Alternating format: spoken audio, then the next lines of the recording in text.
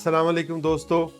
14 अगस्त 1947 के बारे में तो आप सब लोग बहुत कुछ जानते हैं, लेकिन मैं आज आपको तारीख की उन वादियों में लेकर जाना चाहता हूँ, तारीख के उन पन्नों को बदलना चाहता हूँ, किताब के उन औराक को चेंज करके आपके सामने लाना चाहता हूँ जिसके बारे में आप कुछ नहीं जानते। बेसिकली ये जो आज़ादी हमें हासिल हुई है, इसका सफ़र शुरू होता है 1857 से।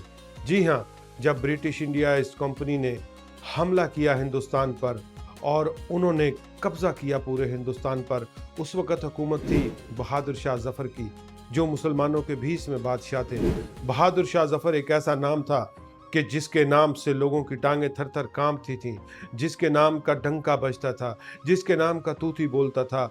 लेकिन हर अरूज को कभी न कभी ज़वाल होता है, और वही ज़वाल आया बहादुर शाह ज़फ़र पर, जब रातों रात उसकी पूरी की पूरी एम्पायर को ख़त्म कर दिया गया, उसे गिरफ़्तार कर लिया गया। गिरफ़्तार करके बहादुर शाह ज़फ़र को सुबह नाश्ते की टेबल पे लाया गया, और नाश्ते की टेबल पे जो ट्रेज़ रखी गईं, आपका ये वाक़या सुनकर दिल यकीनी तौर पर दहल जाएगा, आंखें फट जाएंगी, थर्रा उठेंगे, जिस्म कँपा उठेगा, क्योंकि जो ट्रे बहादुर शाह ज़फ़र के आगे रखी गई, उन ट्रे में जैसे ही कपड़ा उठाया तो बहादुर शाह ज़फ़र के तीनों बेटों के सर थे। जी हाँ, तीनों बेटों के सर कलम करके बहादुर शाह ज़फ़र के सामने रखे गए कि इनका नाश्ता कीजिए।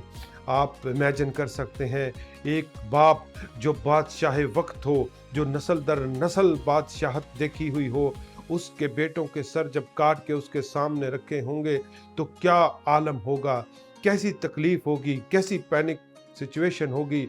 और जनाबे वाला ये वाक़या यहीं नहीं थमता।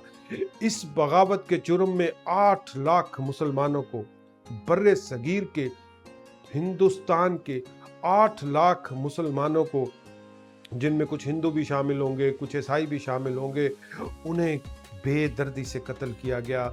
उनकी लाशों को रस्से डाल के दरख्तों पे लटकाया गया। कहते हैं दिल्ली का कोई दरख्त ऐसा नहीं था जहां मुसलमान की लाश न लटक रही हो। आप ये सीन आंखों के सामने लाएं, आप सोचें कि आप एक शहर में फिर रहे हो, आप राइट देखें, लेफ्ट देखें, ऊपर देखें, नीचे देखें, तो आपको हर तरफ लाशें लटकती नजर आएं।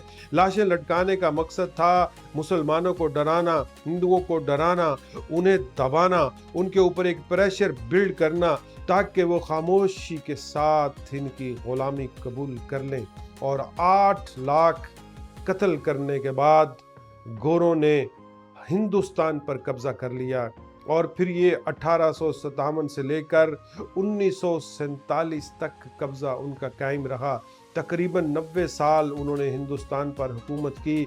इस 90 साल के दौरान तारीख ने कई लीडर पैदा किए, कई पुरजोश हिंदू और पुरजोश मुसलमान पैदा किए, जिनके अंदर आज़ादी का जज्बा पनपने लगा, जो इस ग़ुलामी से तंग आ गए, जिन्होंने बैठकर कॉन्फ्रेंसेस की, जिन्होंने ये फैसले किए कि कुछ भी हो, मर जाएंगे, मिट जाएंगे, लेकिन वतन की आज़ादी हासिल करके रहेंगे। इन्हीं लोगों में शामिल हुए अल्लामा मोहम्मद इकबाल, नवाबज़ादा लियाकत अली ख़ान, सर सैयद अहमद ख़ान, सर सिकंदर हयात ख़ान, कायद आज़म मोहम्मद अली जिन्ना। और फिर ये काफ़िला बढ़ता गया, ये मुतालबा ज़ोर पकड़ता गया, हर तरफ पाकिस्तान ला इलाहा इल्लल्लाह के नारे लगते गए। और होते होते 1930 में जब कायद आज़म ने all India Muslim league join की, तो वहाँ से इस जमात के अंदर एक नई रूह फूंक दी गई।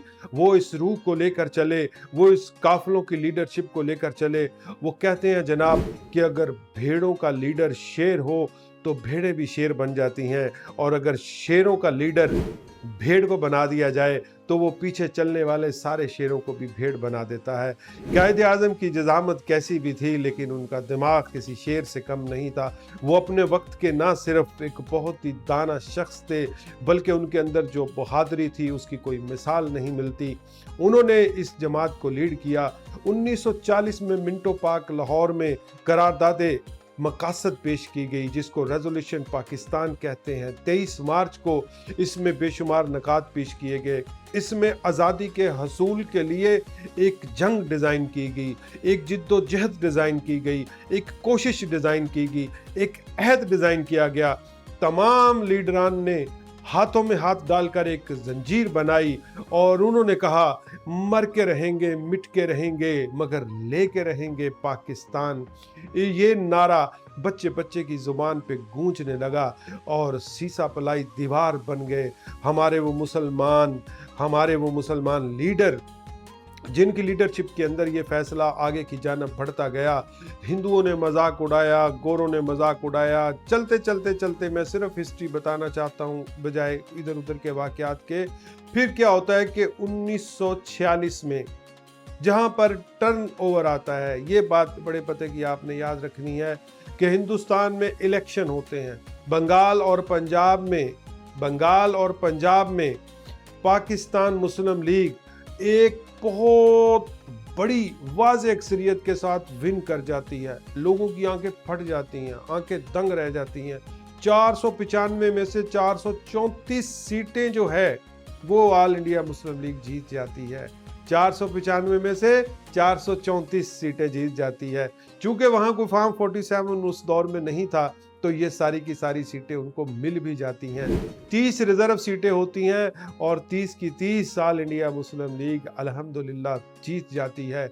गोरे जब ये मुसलमानों की जीत देखते हैं, जब कायद का वलवला देखते हैं, जब इकबाल की तड़पा देने वाली, लहू को गरमा देने वाली, लोगों के अंदर जोश पैदा कर देने वाली, उनके खून को गरमा देने वाली तकरीरें सुनते हैं, उनकी शायरी सुनते हैं, तो वो घुटनों के बल गिर जाते हैं।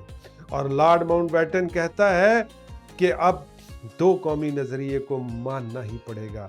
तो जनाबे वाला 1857 से शुरू होने वाला सफर आके खत्म होता है 14 अगस्त 1947 को, जब ऐलान कर दिया जाता है कि पाकिस्तान एक अलहदा ममलकत ख़दादाद है और इसको नक्शे पर उभार दिया जाए।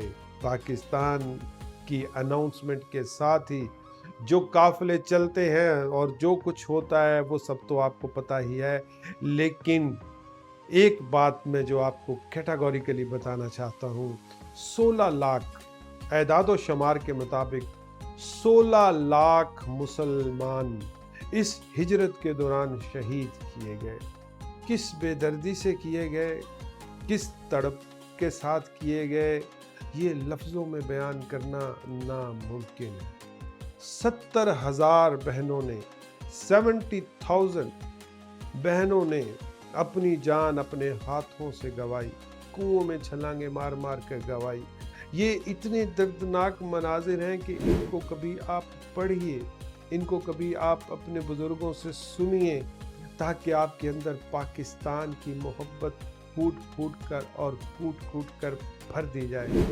तो मेरे दोस्तों, इकबाल इस फतेह के बारे में ही कहता है,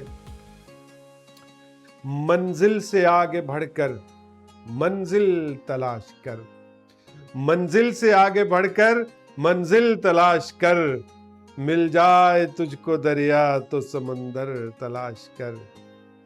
अल्लाह हाफिज। पाकिस्तान जिंदाबाद।